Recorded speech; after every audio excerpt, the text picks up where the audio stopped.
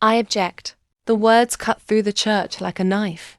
My sister Emma stepped forward from the front row, her voice calm, but unshakably firm. This wedding cannot happen. A ripple of confusion spread through the guests. 100 people turned in their seats. My father froze. The priest lowered his book, and the man standing in front of me, the man I was about to marry, went completely still. Emma looked straight at him. Not until everyone here knows who you really are. The room fell silent. Daniel's smile stayed on his face, but I could see it now. The tiny crack behind his eyes. The calculation. Because what nobody in that church knew was that Emma wasn't ruining my wedding. I had asked her to do it. And the reason? The man I was about to marry had been lying about everything, including his name. But to understand how I ended up standing in a wedding dress, exposing a con artist in front of 120 guests, you have to go back 3 months. 3 months earlier, I was sitting alone in a bar in downtown Chicago, staring at a half-empty glass of wine and wondering how my life had collapsed so completely. In 1 year, I had turned 42, finalized a brutal divorce, and learned that the man I gave 15 years of my life to had been sleeping with his 20-6-year-old assistant. That night, my sister Emma dragged me out of the house. "You're not spending another Friday feeling sorry for yourself," she said. I didn't know it then, that night was the moment a predator spotted his next victim. And unfortunately, that victim was me. O'Malley's bar was loud that night. Glasses clinking, people laughing, music humming in the background. But I barely noticed any of it. I was staring down at my wine glass, wondering how life had gone so wrong. 15 years of marriage.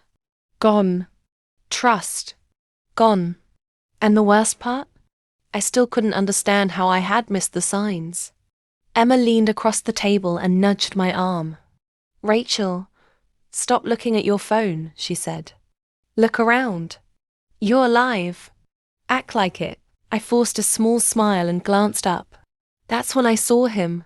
He was standing across the bar, tall, confident, wearing a dark, tailored suit like he had just stepped out of a magazine. Dark hair with streaks of grey at the temples. Calm, composed, and he was looking directly at me. Not casually, intentionally. Emma noticed immediately. "Don't look now," she whispered, leaning closer. "But Mr. Wall Street over there has been staring at you for 10 minutes.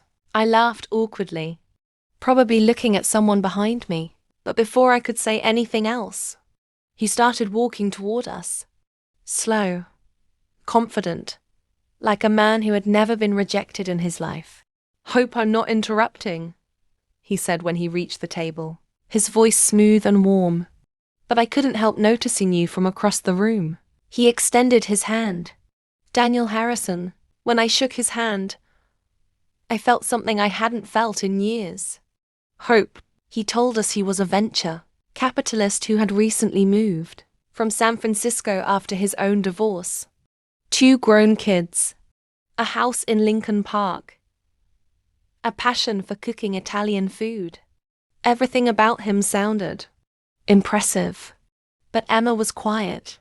Too quiet. She watched him the entire time with the same expression she used when she was investigating a story for the Tribune. Later that night, when Daniel stepped away to take a call, she leaned toward me and said something that stuck in my mind. "Rachel, something about this guy doesn't add up." I laughed it off. I thought she was just being overprotective.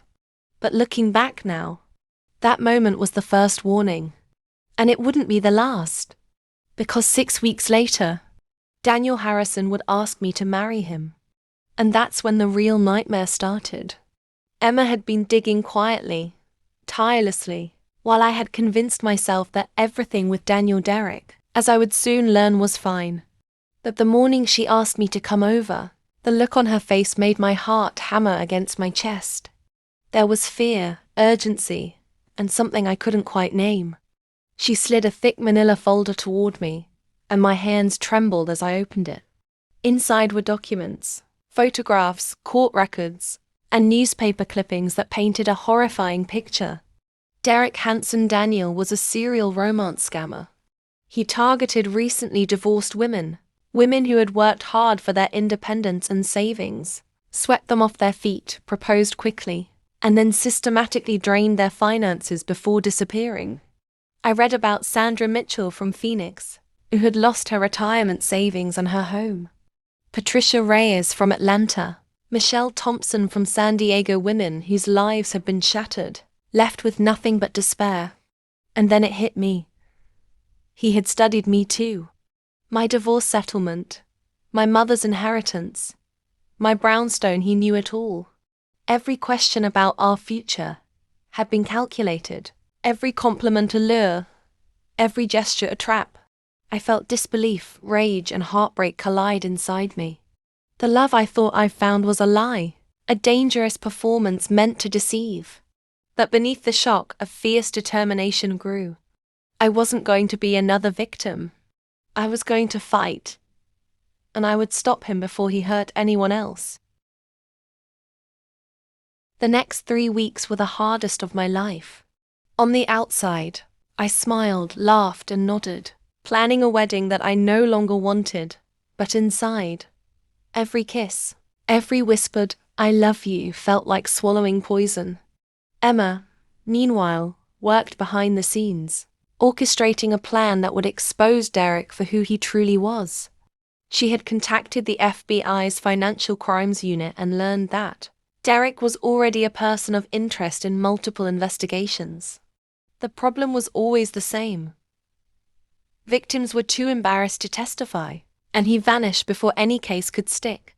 But if we could get him on record admitting his scheme, if we could make him reveal the truth in front of witnesses, justice could finally catch up with him. David, Emma's fiancé, played a crucial role. As an audio engineer, he had access to professional equipment and would secretly record Derek during the rehearsal dinner.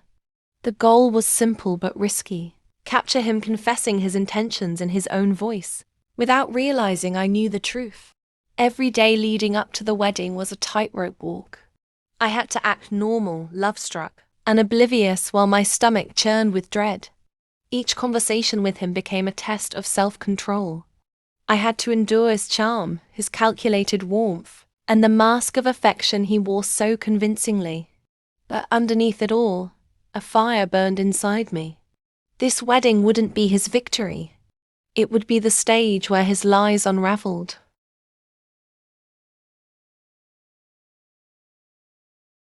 The morning of my wedding, I woke calm for the first time in weeks. The white dress I had chosen felt like armor, a symbol of strength for myself and for the women Derek had hurt before me. Emma arrived early, ready to help me prepare. Every detail had been coordinated: the timing, the signal, the recording that would reveal Derek's true nature to everyone. At the ceremony, Derek stood at the altar, smiling that magazine-perfect smile, radiating charm and confidence.